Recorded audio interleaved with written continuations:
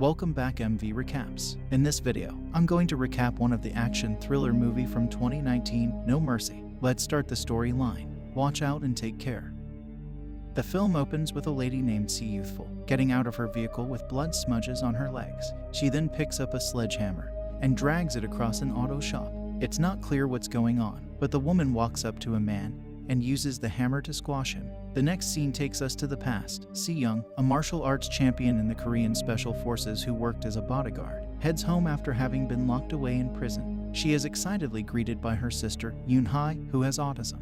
The sisters are close and have always taken care of each other. The two promises to never leave each other's sides again. At night, they spend their time catching up and embracing each other, and Si Young gifts her sister with a pretty hairpin. As they are about to go to sleep, Yoon Hae expresses that she really hates going to school. Si Young, however, continues to convince her sister to stay in school because it was their late father's will. On the following morning, Si Youthful finds that her sister has gone to class, yet has gifted her with a red dress and a couple of red heels. Yoon Hae additionally left a note expressing that she'd like Si Youthful to associate with more from here onward so they can show up for one another. Seeing this note gets Si Youthful to understand that her sister needs her and that she wants to improve at dealing with her sister. Meanwhile at school, it turns out that Yoon Hae is often the victim of bullying in her class, which is why she wants to quit school. She is bullied for having autism.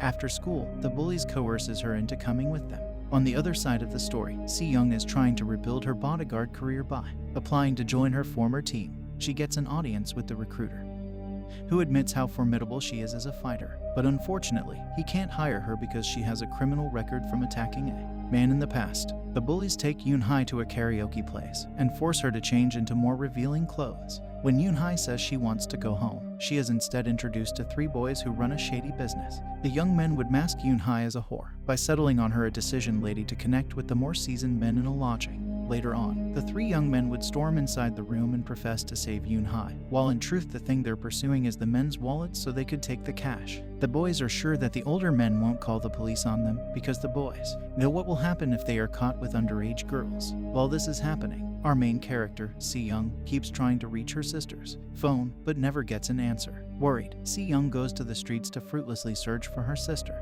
To make it more concerning, Yoon Hae never returns home the following morning. Si Young puts on the red dress and shoes that her sister gave her and visits her sister's school. Notwithstanding, she was unable to find her sister anyplace. She even faces Yoon Hae's homeroom educator and raises her interests, however just gets informed that it's typical for young people to disappear for 2 or 3 days. As she's about to head home, one of Yoon Hae's classmates decides to reveal what happened to Yoon Hae out of concern. Here Si Young gets shown a video wherein Yoon Hae gets her clothes forcibly taken off by the school bullies. The video infuriates her, so she goes to confront the school bullies in the karaoke place. She then beats the shit out of them and forces them to reveal where they've taken her sister. Based on the information from the bullies, Si Young goes to see one of the boys and proceeds to beat him up.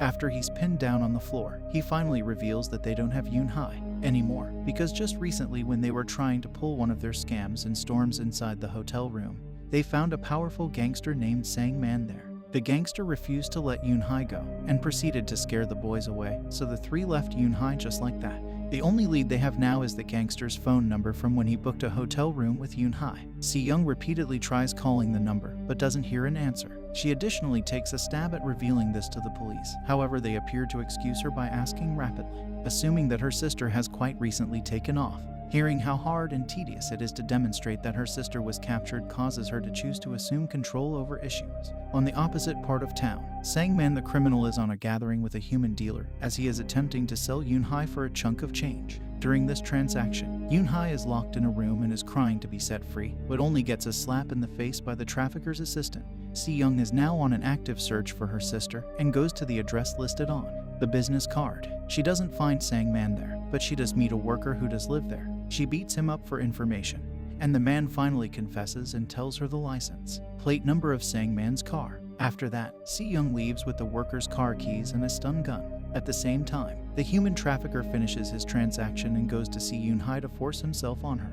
On the process, Yoon Hae bites him until he bleeds. Back to Si Youthful. In the wake of getting more data, she goes to the parking garage where the hoodlum leaves his vehicle and holds on until he appears. In a little while, Sang Man appears and enters his vehicle. The lady then, at that point, tails the vehicle and calls his wireless to ask where Yoon-hae is. At the point when the criminal will not reply, the lady holds on until they come to a genuinely peaceful road and rams into his vehicle. Up next, Si-young steps out of the car and tases him until he passes out. When the man wakes up, he finds that he is tied around the neck and Si-young is forcing him to tell her where Yoon-hae is. In the end, Sang-man had no choice but to do what she asked and drive. The more that he refuses to answer, the more that she chokes him, causing him to lose control over his vehicle and crashes by the side of the road. Right after, the two proceed to attack each other in an epic brawl inside the car. Si-young seems to have difficulty fighting the man in the car because they are about the same strength. Even so, Si-young finally manages to break Sang-man's hand and get information about Yoon-hae. Up next, she goes through his phone and calls the human trafficker while pretending to be the gangster's assistant. As indicated by the human dealer, he's not happy with Yoon-hae and would like to offer Yoon-hae to another person soon. Hearing this gets Si-youthful to race to the human dealer's foundation, which is a monstrous back rub parlor. After seeing the receptionist wearing Yoon-hae's hairpin, she immediately attacks her and demands an audience with the human trafficker. But unfortunately, the human trafficker has already sold Yoon-hae to someone else, infuriating Si-young and prompting her to attack. The two proceed to fight, and the woman shows him what she can do. The human dealer moves to cut her in the stomach, however fortunately misses. The two wind up fighting on the ground. She stifles him with her thighs until he surrenders, and uncovers who he offered Yoon-hae to. Here the associate uncovers that Yoon-hae had called her home prior to being removed. But because no one picks up, Yoon-hae finally calls someone else in a mini-market to get help. However, they decide to sold her to a client with the codename Lucky Supermarket, and a man in a suit came to pick her up. After getting the phone number of Lucky Supermarket, Si-young immediately traces the location and rushes there. At the same time, Yoon-hae is inside the car, getting driven by a man in the suit, who henceforth we shall refer to as Suits. On the way, Suits stops to pick up some food at a gas station, thinking that Yoon-hae is sleeping. Yoon-hae then quickly takes the opportunity to escape and climbs inside a public bus. Unfortunately, as the bus starts going, Suits stops it and demands to be let inside. He declares that Yoon-hae is his deranged sister and effectively hauls her out of the transport. She asks for him to let her go, yet notwithstanding feeling frustrated about her, he actually pushes her inside the vehicle and removes her. Back to Si-youthful, she's back out and about when the criminal begins hollering at her from inside the storage compartment, requesting to be given up. Sick of his cries, she exits the car to ask him some more questions before crushing the gangster's hand. She then proceeds to thrash the car around until the trunk door opens and he falls out. Afterwards, she drives away, leaving him alone. Suits and Yoon-hae have now arrived at a dilapidated building as ordered by Suits' boss, a famous councilman named Park.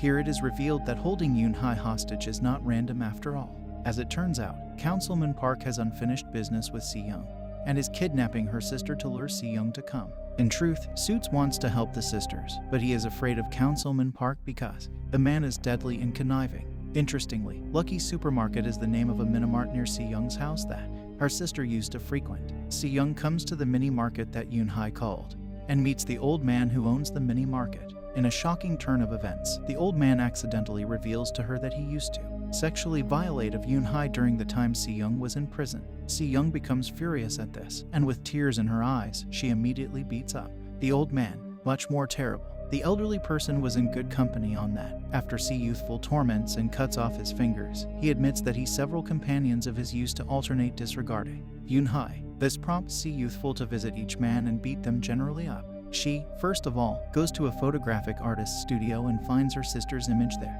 She then, at that point, beats the man without really thinking about it to more deeply study the following person. The photographer finally leads us to the opening scene, where Si-young goes to a workshop and crushes the auto shop owner's arm with a sledgehammer. While in pain, the workshop owner finally tells her that the one who took Yoon-hae away right now was Park, the politician who had imprisoned Si-young. The man also reveals that 3 years ago, he sexually assaulted Yoon-hae in Park's car while it was being fixed in his workshop.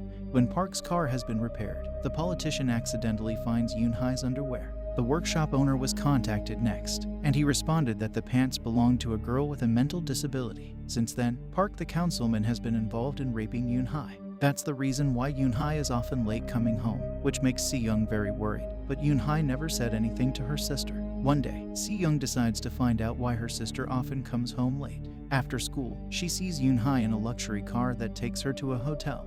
There, she caught Park, who had given her sister drugs and began raping her sister. Using a screwdriver, Si-young immediately attacks the man and injures his eye. However, her actions to save her sister instead land her in jail because Park can easily twist the facts as a politician. In the wake of discovering that Si-youthful was out of jail, Park requested Suits to kill Si-youthful and Yoon-hae. Back to introduce time. In the wake of getting Suits' telephone number, Si-youthful promptly calls him up, asking where she could find Councilman Park. With faltering, Suits, who is tired of the councilman, uncovers the councilman's area and Si-youthful embarks to kill him. Later on, she finds Councilman Park at a private estate, surrounded by his bodyguards, but remains determined. She waits and then takes down a bodyguard with taser before sneaking her way in. When the woman does locate Park, she holds a gun to his face and orders him to tell her where Yoon-hae is. But unfortunately, the councilman summons his bodyguards, forcing Si-young to fight all of them while he escapes with his car. It takes the martial arts champion some time and a bit of luck to beat all of the guards. After defeating all the guards, she climbs back inside her car and catches up to the Councilman Park. She slams her vehicle against his in the midst of all the traffic, and ultimately getting a firearm to shoot him when they're contiguous with one another. The lady effectively hits him in the shoulder. However, he actually figures out how to get away. In his rage, the councilman calls Suits and requests that he force Yoon-hae to consume however much coke as could be expected, no matter the consequences. Moreover, he also asks Suits to gather all of his henchmen to kill Si-young.